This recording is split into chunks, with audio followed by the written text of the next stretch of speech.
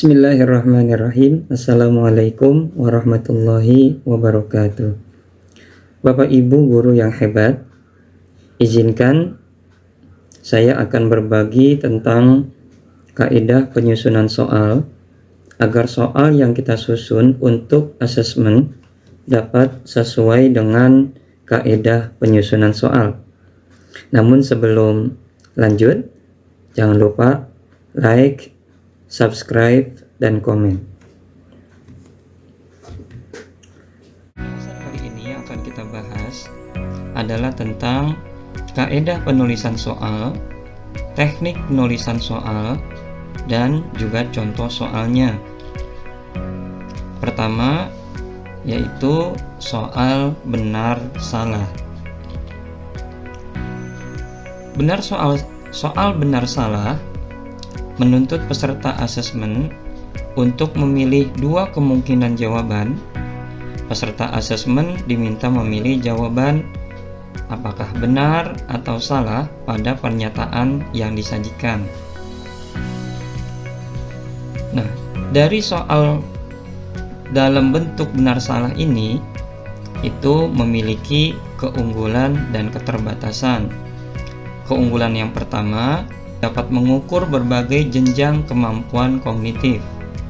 Yang kedua, materi yang diujikan dapat mencakup lingkup materi yang luas. Yang ketiga, jawaban peserta didik diskor dengan mudah, cepat, dan objektif. Namun, soal dalam bentuk benar salah ini memiliki keterbatasan, yaitu probabilitas menebak dengan benar adalah besar, yaitu 50%. Kenapa? Karena pilihan jawabannya hanya dua, yaitu benar atau salah.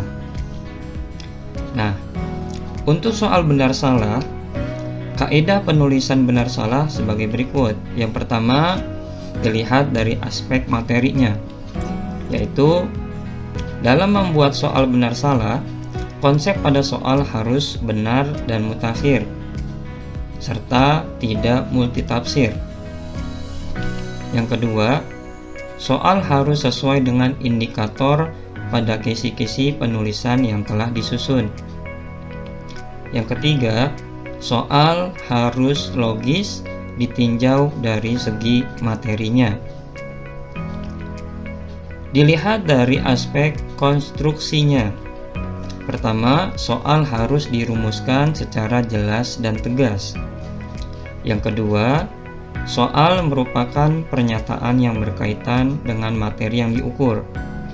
Yang ketiga, soal tidak memberi petunjuk ke arah jawaban yang benar atau salah.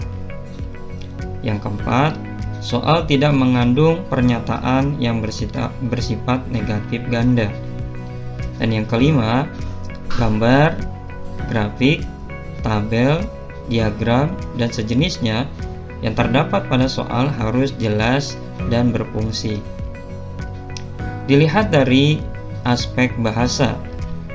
Pertama, setiap soal harus menggunakan bahasa yang sesuai dengan kaidah bahasa Indonesia. Jadi soal yang kita buat harus berdasarkan susunan kaidah bahasa Indonesia yang benar dan baik. Yang kedua, setiap soal harus menggunakan bahasa yang komunikatif. Dan yang ketiga, tidak menggunakan bahasa daerah setempat, terutama jika soal akan digunakan untuk daerah lain atau nasional.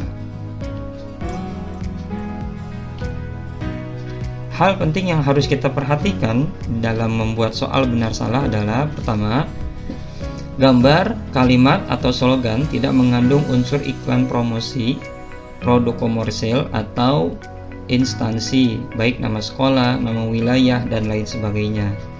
Yang kedua, tidak menggunakan nama tokoh yang masih hidup dalam soal dapat diinterpretasikan mempromosikan tokoh tersebut. Yang ketiga, ilustrasi soal tidak mengandung unsur sara, kekerasan, pornografi, politik, atau konten yang dapat menimbulkan dampak negatif. Dan yang keempat, gambar, teks, atau kutipan sebaiknya dituliskan sumber asalnya. Dan yang kelima, tata letak gambar diusahakan konsisten. Baik, sekarang kita akan lihat contoh daripada soal bentuk benar dan salah.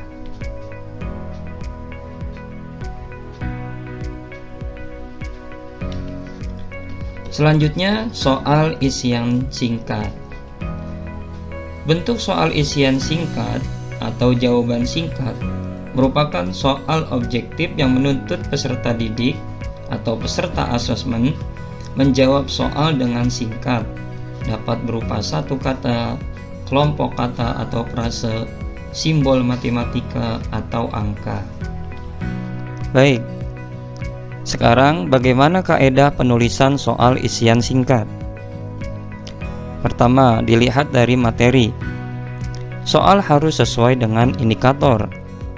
Kedua, materi yang diukur sesuai dengan tuntutan jawaban singkat. Dilihat dari aspek konstruksinya. Pertama, pertanyaan disusun dengan bentuk pertanyaan langsung agar peserta asesmen dapat lebih mudah merumuskan jawaban singkat. Kedua, pertanyaan disusun dengan bentuk pertanyaan yang menuntut jawaban singkat atau pendek yang berupa kata, angka, simbol, atau kelompok kata. Ketiga, hindarilah pertanyaan yang menggunakan kata-kata langsung mengutip dari materi buku pelajaran. Keempat, pertanyaan hanya ada satu jawaban yang benar.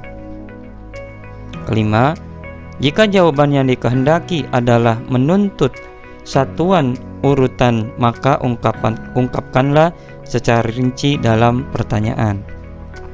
Lalu dari segi bahasa. Pertama, gunakan pertanyaan yang menuntut jawaban singkat.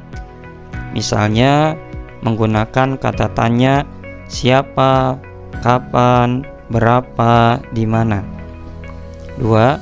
Gunakan bahasa Indonesia yang baku. Yang ketiga, soal tidak menggunakan bahasa yang berlaku setempat atau tabu. Lalu, soal uraian atau esai. Bentuk soal uraian menuntut peserta asesmen untuk mengorganisasikan gagasan-gagasan atau hal-hal yang telah dipelajarinya. Dari bentuk soal uraian ada keunggulan dan keterbatasannya. Keunggulannya, pertama, dapat mengukur kemampuan menyajikan jawaban terurai secara bebas. Kedua, mengorganisasikan pikiran. Yang ketiga, mengemukakan pendapat. Yang keempat, mengekspresikan gagasan-gagasan dengan menggunakan kata-kata atau kalimat sendiri. Lalu keterbatasannya dari soal uraian ini adalah 1. Waktu memeriksa jawaban lama. 2. Penskoran relatif subjektif. Dan yang ketiga, reliabilitas yang rendah bergantung pada penskor tes. Lalu bagaimana kaidah penulisan soal uraian? Pertama, dilihat dari aspek materi. Soal harus sesuai dengan indikator. 2. Batasan pertanyaan dan jawaban yang diharapkan harus jelas. Ketiga, isi materi sesuai dengan tujuan pengukuran. Misalnya, soal Pancasila harus menanyakan kompetensi Pancasila, bukan kompetensi matematika atau yang lainnya. Dilihat dari aspek konstruksinya. Pertama, rumusan kalimat soal atau pertanyaan harus menggunakan kata tanya atau perintah yang menuntut jawaban terurai, seperti mengapa, uraikan, jelaskan, bandingkan, hubungkan, tafsirkan, buktikan, hitunglah, dan lain-lain. Kedua, buatlah petunjuk yang jelas tentang cara mengerjakan soal.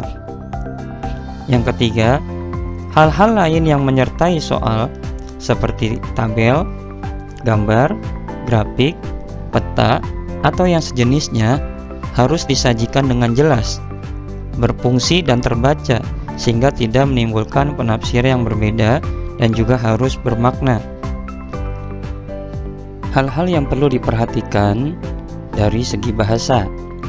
Pertama, rumusan butir soal menggunakan bahasa yang sederhana dan komunikatif. 2. Rumusan soal tidak mengandung kata-kata yang dapat menyinggung perasaan peserta didik atau kelompok tertentu.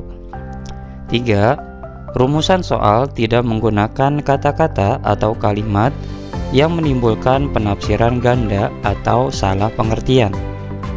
4. Butir soal menggunakan bahasa Indonesia yang baik dan benar. 5. Rumusan soal sudah mempertimbangkan segi bahasa dan budaya. 6. Jangan menggunakan bahasa yang berlaku setempat. Mari kita lihat contoh soal uraian. Ini adalah contoh kisi-kisi penulisan soal. Dan ini adalah contoh soal uraian.